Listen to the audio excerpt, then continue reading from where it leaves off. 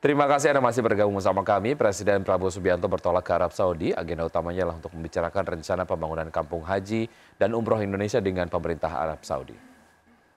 Ia bertolak ke Jeddah Arab Saudi. Presiden Prabowo akan bertemu dengan pemerintah dan otoritas kerajaan Arab Saudi untuk mempertegas rencana pembangunan pemukiman atau perkampungan haji dan umroh Indonesia. Lokasinya direncanakan dekat dengan Masjidil Haram. Pembangunan perkampungan haji dan umroh ini merupakan langkah penting, di mana jumlah jemaah haji dan umroh Indonesia sangat besar setiap tahunnya. Tercatat sebanyak 1,5 juta orang umroh setiap tahun dan lebih dari 220.000 orang menunaikan ibadah haji. Untuk itu sudah saatnya Indonesia memiliki gagasan konstruktif untuk mendukung pelayanan jemaah secara jangka panjang, yakni dengan hadirnya permukiman khusus jemaah haji dan umroh Indonesia. Memang Bapak Presiden sedang berencana untuk membicarakan mengenai perbaikan penanganan haji, termasuk rencana kita untuk memiliki sendiri kampung haji di Arab Saudi, supaya ini waktunya bertepatan sekali dengan selesainya penyelenggaraan haji, sehingga cukup waktu supaya kita penyelenggaraan tahun haji yang berikutnya akan jauh lebih.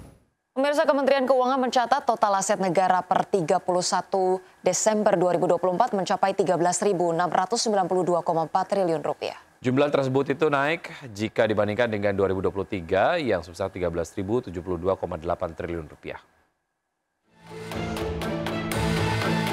Menteri Keuangan Sri Mulyani Indrawati mengungkapkan total aset negara mencapai 13.692,4 triliun rupiah per 31 Desember 2024. Jumlah tersebut tercatat naik jika dibandingkan tahun 2023 yang sebesar 13.072,8 triliun rupiah. Dalam rapat paripurna DPR RI, Menkyu Sri Mulyani menegaskan kekayaan bersih negara dan kapasitas fiskal tetap terjaga dan diandalkan untuk menopang kebutuhan pembangunan nasional secara berkelanjutan. Selain itu, neraca pemerintah mencerminkan posisi keuangan negara yang solid. Neraca pemerintah per 31 Desember 2024 mencerminkan posisi keuangan negara yang solid. Total aset mencapai 13.692,4 triliun rupiah. Posisi kewajiban 10.269 triliun rupiah dan posisi ekuitas 3.424,4 triliun rupiah. Hal ini menggambarkan kekayaan bersih negara dan kapasitas fiskal yang tetap dapat terjaga dan diandalkan untuk menopang kebutuhan pembangunan nasional secara berkelanjutan. Sementara dari sisi operasional, pendapatan yang terkumpul sepanjang tahun 2024 tercatat mencapai 3.115,3 triliun rupiah. Lebih rendah dari beban operasional sebesar 3.353,6 triliun rupiah. Dengan demikian terjadi defisit operasional sebesar 238,3 triliun rupiah. Dari Jakarta, tim liputan Aidek Channel. Berikutnya, Badan Pengelola Investasi Danantara akan menerima suntikan dana jumbo.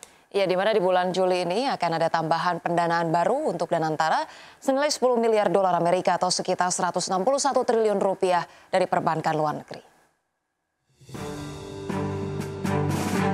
Presiden Prabowo Subianto meresmikan Wisma Danantara sebagai kantor Badan Pengelola Investasi Danantara.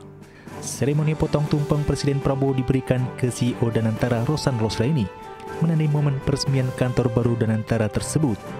Presiden berharap keberadaan kantor baru ini menjadi tonggak penting bagi Danantara untuk semakin tumbuh dan berkembang sebagai lembaga pengelola kekayaan negara yang profesional dan andal.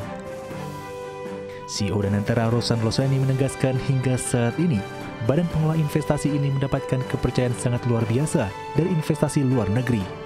Tercatat setelah diluncurkan pada akhir Februari 2025 lalu, Danantara sudah berhasil menekan kerjasama investasi bersama dengan beberapa negara seperti Qatar, Rusia, China, hingga Australia. Dengan total nilai investasi menembus 7 miliar dolar Amerika Serikat atau sekitar 112,7 triliun rupiah.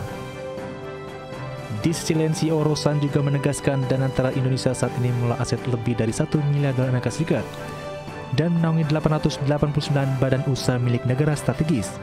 Ini menjadi tanggung jawab bersama semua pihak dalam Danantara. Terbaru di bulan Juli 2025 ini, Danantara akan menerima suntikan tambahan pendanaan baru senilai 10 miliar dolar Amerika Serikat atau sekitar 161 triliun rupiah dari perbankan luar negeri. Dari Jakarta, Tim Liputan IDX Channel.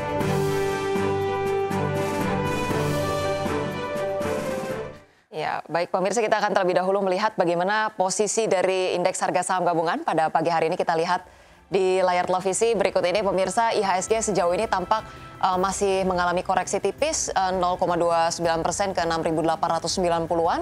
Kemudian ada top gainers dari KRYA, Mina, Uang, SMDM dan juga PTMP. Oke, berikutnya ada stop losers, ada Mina, kemudian juga ada BBRI, MBMA, dan juga PTMP. Ini kemudian terus, ini adalah top 5 dengan frekuensi perdagangan tertinggi begitu ya.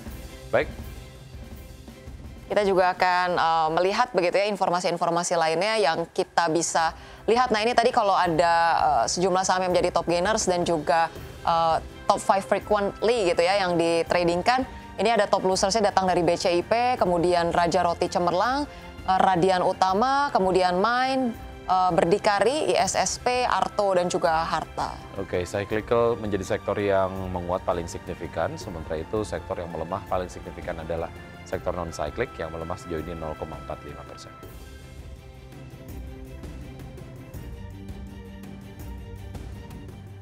Ya baik pemirsa, 60 menit sudah kami menemani Anda dalam Market Buzz. Semoga pembahasan hari ini dapat menjadi referensi dan sumber informasi untuk Anda. Terus baru informasi Anda hanya di IDX Channel, your trustworthy and comprehensive investment reference. Jangan lupa untuk menyaksikan program First Session Closing yang akan tayang pada pukul 12.00 waktu Indonesia bagian Barat. Karena urusan masa depan harus terdepan, aku investor saham. Saya Wiki Adrian. Dan saya Rosalyn Chiu, pemirsa kami pamit undur diri. Terima kasih dan sampai jumpa.